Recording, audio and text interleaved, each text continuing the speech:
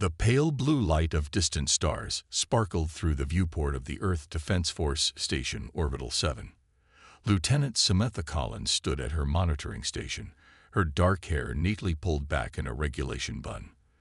The night shift was usually quiet, but something on her radar screen caught her attention. "Sir, I'm picking up an unusual reading near Jupiter's orbit," she called out to her superior officer. The blip on her screen moved in a way that defied natural space objects. Captain Andrew Peters walked over to her station, his boots making soft sounds on the metal floor. "What kind of reading, Lieutenant?" "It's metallic, about the size of a small shuttle, and it's changing course on its own." Samantha's fingers flew over the controls, trying to get more data. "It's definitely not one of ours." Within hours, the entire station was buzzing with activity. The mysterious object was confirmed to be an alien probe, the first concrete evidence of intelligent life beyond Earth. The news spread quickly across Earth, and the world's leaders gathered in an emergency meeting. Jack Murphy, Earth's newly appointed ambassador for potential alien contact, arrived at Orbital 7 3 days later. He was a tall man with gentle eyes and gray hair at his temples, chosen for his calm demeanor and diplomatic experience. "The probe seems to be sending out a signal," Dr. Lisa Bennett explained to the ambassador. She was the station's lead scientist, her lab coat slightly wrinkled from long hours of work. "We think it's an invitation for communication." The probe's signal led to more discoveries. A larger ship appeared near Saturn's rings, and finally, humanity made visual contact with the Xeraxians. They were tall, elegant beings with silvery skin and 4 arms, their technology far more advanced than anything humans had achieved. The first meeting was set up on a neutral space station built specifically for this purpose. Ambassador Murphy led the human delegation, while the Xeraxians sent their own representative, a being who called himself First Speaker Vixtal. "We welcome you, children of Earth," the alien said through a translation device. His voice was melodious, almost musical. "We have watched your progress for many cycles." The meeting seemed to go well at first. Both sides shared information about their cultures and technologies. The humans were fascinated by the Xeraxians' advanced space travel capabilities, while the aliens showed interest in Earth's art and music. But things went wrong during the cultural exchange ceremony. Ambassador Murphy, following Earth customs, extended his hand for a handshake. Among the Xeraxians, touching hands was considered a deadly insult unless done between family members. First Speaker Vixtal's guards reacted instantly. In the chaos that followed, energy weapons were drawn. Ambassador Murphy tried to explain, raising his hands in peace, but a nervous Xeraxian guard misinterpreted the gesture. A single shot rang out, and Murphy fell. Dr. Lisa Bennett, who was present as a scientific advisor, rushed to Murphy's side, but it was too late. The ambassador's last words were a plea for peace. "Don't let this end in war," he whispered before closing his eyes forever. The Xeraxians retreated to their ship immediately. Their silver skin turned ashen with distress. First Speaker Vixtal sent a message of regret, but the damage was done. Earth's military leaders saw the incident as a possible prelude to invasion. Back on Orbital 7, Lieutenant Collins worked endless hours monitoring space for any sign of Xeraxian movement. "They're positioning ships near Mars," she reported to Captain Peters. "But we can't tell if it's defensive or offensive." Dr. Bennett tried to maintain diplomatic connections through scientific channels. She believed that understanding could still prevent war. "Their culture is complex," she explained to Earth's Defense Council. "What happened was a tragic misunderstanding, not an act of war." But fear and anger spread across Earth. Military bases went on high alert, and civilian space traffic was restricted. The Earth Defense Force began preparing for possible conflict, even as they hoped for peace. Lieutenant Collins found herself working closely with Dr. Bennett, trying to decode more Xeraxian transmissions. "Look at this pattern," Samantha pointed to her screen one day. "They're trying to communicate something." The message, when finally decoded, was troubling. The Zeraxians were equally afraid of humans, seeing them as unpredictable and potentially dangerous. They had their own version of events, where they believed Murphy's actions had been threatening. "We need to clear up this misunderstanding before it's too late," Dr. Bennett insisted. She set up a secure channel to try communicating with Zeraxian scientists she had met during the first contact. But military leaders on both sides were already preparing for the worst. The Earth Defense Force positioned ships near Mars colonies, and the Zeraxians moved more vessels into the solar system. Lieutenant Collins noticed something odd about the Zeraxian ship movements. "They're not taking aggressive positions," she told Captain Peters. "It's like they're scared of something else." Dr. Bennett agreed with this observation. "Their messages contain references to another threat, something they're not telling us about." She spent long hours trying to understand the hidden meanings in their communications. The situation grew more tense with each passing day. Earth's military leaders pushed for preemptive strikes, while the diplomatic corps begged for more time to prevent war. As the first part of this crisis drew to a close, three things became clear. The death of Ambassador Murphy was a tragic accident born of cultural misunderstanding. Both species were acting out of fear rather than aggression, and something larger was at play in the background. Lieutenant Collins, during one of her late-night monitoring shifts, caught a strange transmission that didn't match either human or Zeraxian patterns. But before she could analyze it further, the alarms began to sound. The Zeraxians had launched what appeared to be an attack on Mars colonies, and humanity's first interstellar war was about to begin. Dr. Bennett's last attempt at peace failed as communication channels went dark. The stars that had once inspired humanity's dreams of peaceful exploration now witnessed the beginning of a conflict that would change both species forever. And somewhere in the vast darkness of space, an unseen force watched as its carefully laid plans unfolded exactly as intended. The red dust of Mars swirled outside the colony dome as alarms blared through every corridor.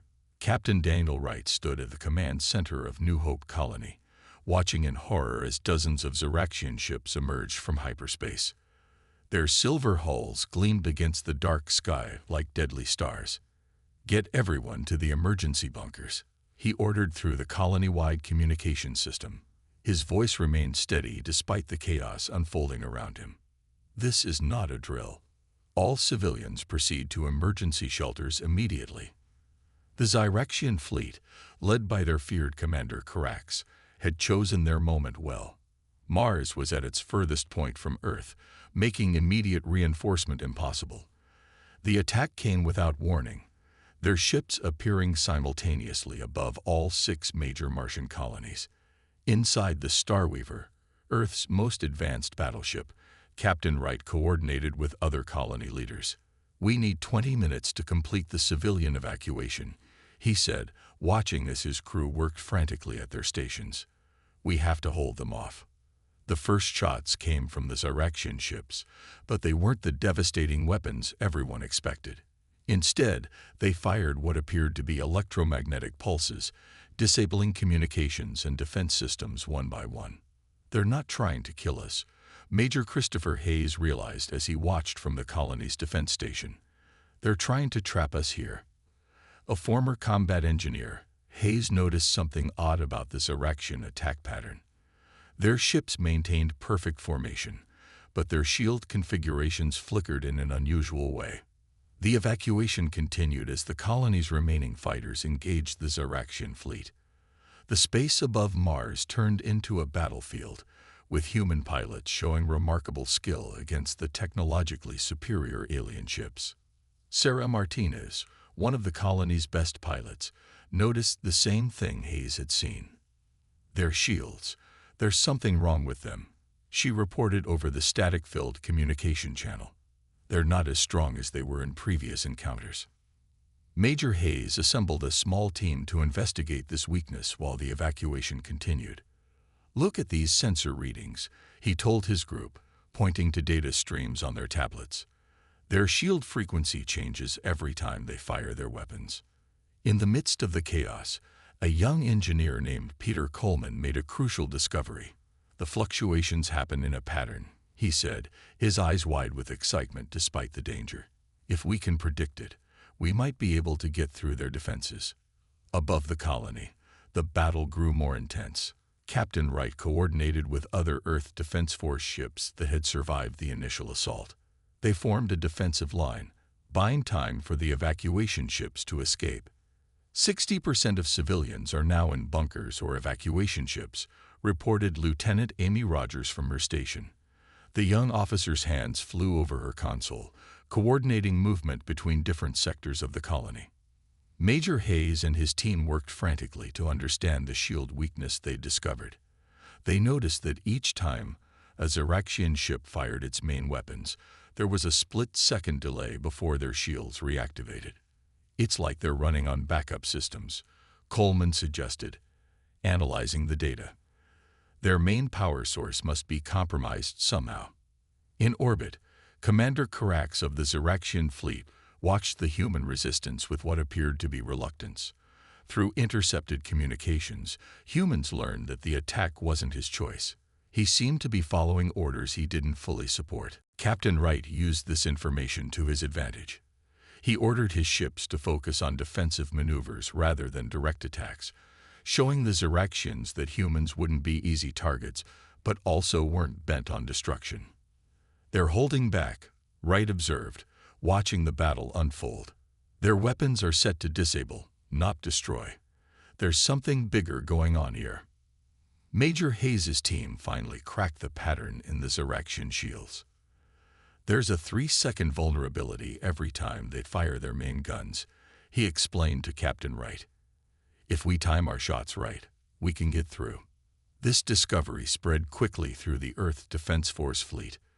Pilots began timing their attacks to exploit this weakness, and suddenly the seemingly invincible Xeraxian ships became vulnerable.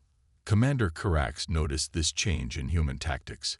His ships began to pull back, maintaining their blockade but stopping their advance.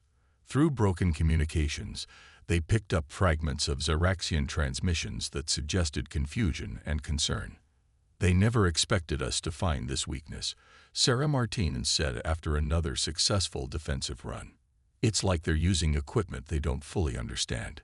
The evacuation continued under this tense stalemate. Major Hayes and his team worked to understand more about the Xeraxian technology, gathering data from each encounter. They began to see patterns that didn't make sense. "These ships," Hayes explained to Captain Wright, "they're not purely Xeraxian. Some of this technology comes from somewhere else. Look at these energy signatures. They're completely different from what we saw during first contact." As the day wore on, more mysteries emerged. The Xeraxian attack, while coordinated, seemed almost half-hearted. Their superior technology was being used at minimum capacity, and their tactics were more focused on containment than conquest. "They're scared," Captain Wright realized, watching the Xeraxian fleet's movements. "Not of us, but of something else. They're doing this because they have to, not because they want to." The Mars colonies managed to evacuate 80% of their civilian population to underground bunkers or escape ships. The remaining 20% were protected in reinforced safe zones. Despite the scale of the Xeraxian attack, human casualties were surprisingly low. As the first day of the attack drew to a close, Major Hayes made another startling discovery. Hidden in the background radiation of Xeraxian communications were signals from another source, something far more advanced and far more alien than the Xeraxians. "Someone else is pulling the strings," he told Captain Wright as they reviewed the evidence. "The Xeraxians might be as much victims here as we are." The stars continued to shine coldly over Mars as both sides maintained their positions, neither willing to escalate further. In the command center of the Starweaver, Captain Wright and Major Hayes began planning their next move, knowing that the true enemy might not be the ships they could see, but something hiding in the darkness beyond.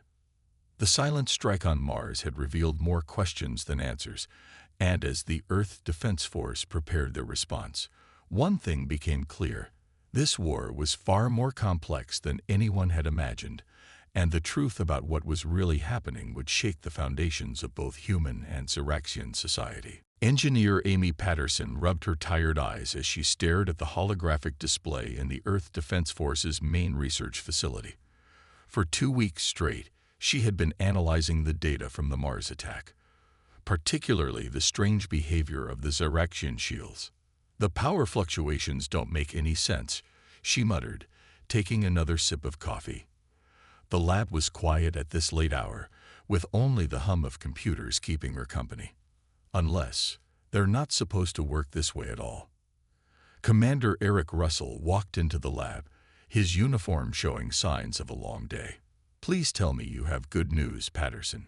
He had been chosen to lead the counteroffensive, but needed something to give his forces an edge. Amy smiled for the first time in days. "Actually, sir, I think I do." She pulled up a new set of diagrams. The Xeraxians aren't using their own shield technology. Someone gave them these systems, but they don't fully understand how to maintain them. She demonstrated her findings using a small-scale shield generator. "Look what happens when we send out a specific frequency pulse." The shield flickered and developed a small hole. Their shields aren't failing. They're being sabotaged by their own power systems. Commander Russell leaned forward, suddenly very interested. "Can we use this?" "Better than that," Amy replied, pulling out a small device. "I've developed a weapon that can create these pulses. One shot could disable their shields completely." The news traveled quickly up the chain of command. Within days, a covert mission was planned to test the new technology. Commander Russell would lead a small team to attack a Xeraxian outpost near Europa, one of Jupiter's moons. The strike team gathered in the hangar of the stealth ship Nightwing. Besides Russell and Patterson, the team included pilot Steve Baker, tactical officer Laura Chen, and communications expert Kevin Martinez. "Remember," Russell briefed his team, "this isn't just about testing the weapon. We need to gather intel about who's really behind their technology." The Nightwing slipped through space using its advanced stealth systems. Amy watched her sensors carefully, making constant adjustments to her new weapon. "The pulse has to be perfectly timed," she explained to Russell. "Too early or too late, and it won't work." As they approached the Xeraxian outpost, everyone held their breath. The station hung in space like a silver spider, its long arms extending out into the darkness. 2 Xeraxian patrol ships guarded it, their shields gleaming. "Now we'll see if this works," Steve said quietly, bringing the ship into position. Amy activated her weapon. A pulse of energy, invisible to the naked eye, shot out toward the nearest patrol ship. For a moment, nothing happened. Then the ship's shields flickered and died completely. "It worked," Laura exclaimed, checking her tactical display. "Their shields are down." But what happened next surprised everyone. Instead of raising an alarm, the Xeraxian ship sent out a coded transmission. Kevin rushed to decode it. This is weird," he said, frowning at his screen. "They're not calling for help. They're sending out some kind of recognition signal." Before anyone could react, a new voice came over their communication system. It spoke in perfect English, with a strange musical quality. "Earth vessel, you have passed the test. We've been waiting for you to discover this." Commander Russell exchanged looks with his team. "Identify yourself," he demanded. "I am Vexrel, sister of Commander Carax," the voice replied. "And like many Xeraxians, I am part of the resistance against those who control our people." Over the next hour, Vexrel revealed a shocking truth. The Xeraxians had been forced to attack humanity by a powerful species called the Nexari. The shields and other advanced technology weren't given to help the Xeraxians. They were used to control them. "The Nexari placed their technology in our ships, our stations, even our cities," Vexrel explained. "It lets them monitor us, control us. But some of us found ways to fight back." Amy's pulse weapon, it turned out, was exactly what the Xeraxian resistance had been hoping humans would develop. "We couldn't build it ourselves. We're watched too closely," Vexrel said. "But we knew humans might figure it out if given the chance." Commander Russell's mission had just become much more important than a simple weapons test. They now had proof that the Ziraxians were as much victims as humans in this war. We need to get this information back to Earth, Russell decided. But before they could leave, Vixrel shared one more crucial piece of information. The Nexeri have been doing this for centuries, she revealed. Finding species, giving them technology, then using it to make them fight each other. They feed off the conflict somehow. Back on Earth, the news caused a complete change in strategy. Amy worked with Ziraxian scientists in secret, improving her weapon design. More than that, they began finding ways to detect and disable all the hidden Nexeri technology. Commander Russell led more missions, each time connecting with more members of the Ziraxian resistance. What had started as a weapons test had turned into a liberation movement. The Nexeri never expected their puppets to work together. Amy told Russell as they planned their next move. That's going to be their downfall. The war had entered a new phase. It was no longer humans against Ziraxians, but both species working together against their true enemy. The stars watched silently as this alliance grew stronger, preparing for the real battle that lay ahead. In her lab, Amy continued to work, now aided by both human and Ziraxian scientists. We're not just breaking through their shields anymore, she said, looking at her latest creation. We're breaking through their whole system of control. Operation Breakthrough had lived up to its name, though not in the way anyone had expected. As Commander Russell prepared for the next phase of the war, he knew that the real breakthrough wasn't just in technology. It was in understanding who their true enemies and allies were. The Nexeri's careful plans were starting to unravel, all because they had underestimated humanity's ability to innovate and the Ziraxians' desire for freedom. The next phase of the war would test both species to their limits, but at least now they would face it together. Intelligence Officer Kate Martinez sat in her dimly lit office, surrounded by holographic displays showing data streams from across the solar system. Her recent discovery about the Nexeri Collective had opened a door to a truth far darker than anyone had imagined. Look at this pattern, she said to Dr. William Foster, pointing to a series of energy signatures. The Nexeri have been watching us long before the Ziraxians arrived. These signals go back decades. Dr. Foster leaned closer to examine the data. His work with the Ziraxian rebels had already revealed much about the Nexeri's manipulation, but this was different. They've been planning this for generations, he said quietly. The evidence was overwhelming. The Nexeri had placed hidden observation posts throughout the solar system, disguised as natural space debris. They had been studying humanity's development, waiting for the right moment to trigger a conflict. In a secure communication chamber, they made contact with Vixrel, the Ziraxian resistance leader. Her silver face appeared on the screen, showing signs of stress. "We found similar observation posts in our home system," she reported. "The Nexeri have been watching both our species for centuries." Kate pulled up new data on her screens. But why? What do they gain from making species fight each other? The answer came from an unexpected source. A junior analyst named Ryan Cooper discovered ancient records in the Ziraxian databases. The Nexeri don't just watch the wars, he explained to Kate and Dr. Foster. They feed on the energy released during conflicts. They're like cosmic parasites. This revelation changed everything. Kate worked with her team to analyze every major conflict in recorded history.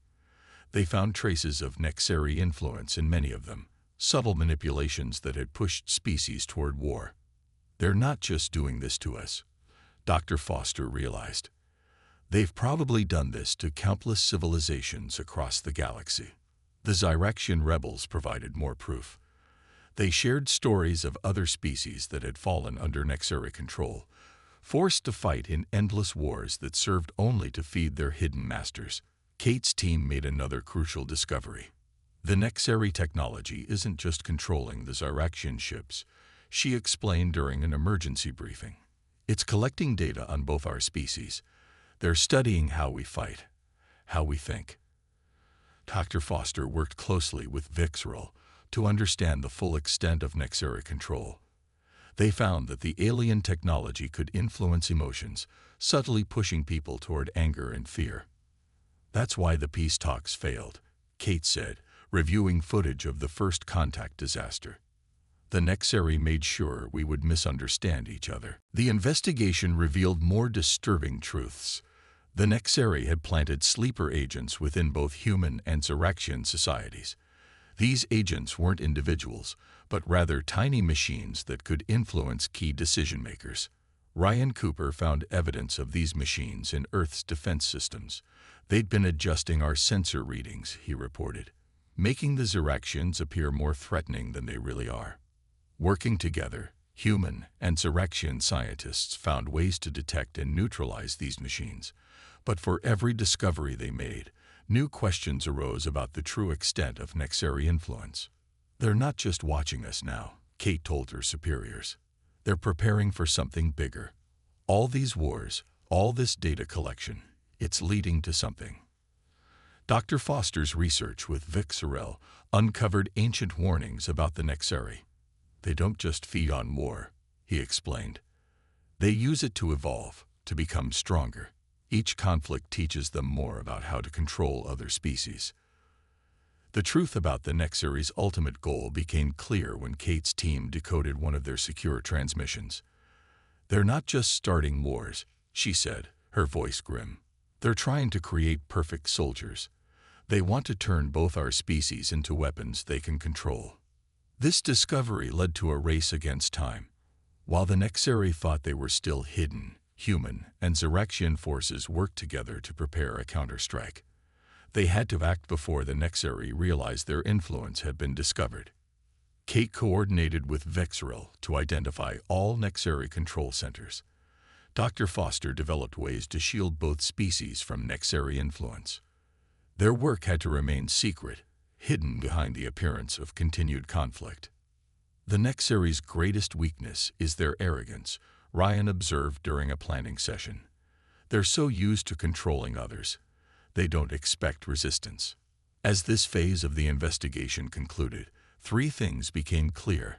The Nexeri had manipulated countless species throughout history. Their technology was deeply embedded in both human and Xeraxian societies, and they had to be stopped before they could complete their plans. Kate looked out at the stars from her office window, knowing that somewhere out there, the Nexeri watched and waited, unaware that their carefully laid plans were about to unravel. The true war was about to begin, not between humans and Xeraxians, but between free species and their would-be masters. And this time, the Nexeri would face something they had never encountered before: two species fighting together against manipulation and control. Dr. Foster summed it up best during their final briefing. "The Nexeri have spent centuries making sure we would fight each other. Now they're going to learn what happens when we fight together." The stars continued their eternal dance as both species prepared for the greatest battle in their histories. The hidden players had finally been revealed, and the stage was set for a confrontation that would determine the fate of not just two species, but potentially all life in the galaxy. The combined fleet of human and Xeraxian ships gathered near Neptune's orbit, hidden from Nexeri sensors by new stealth technology.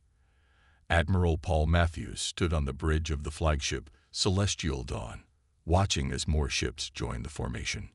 "All ships report ready," Officer Nicole Bradley announced from her station. The young officer had been chosen as humanity's representative in the newly formed alliance, working directly with Xeraxian commanders. The plan they had developed was bold but necessary.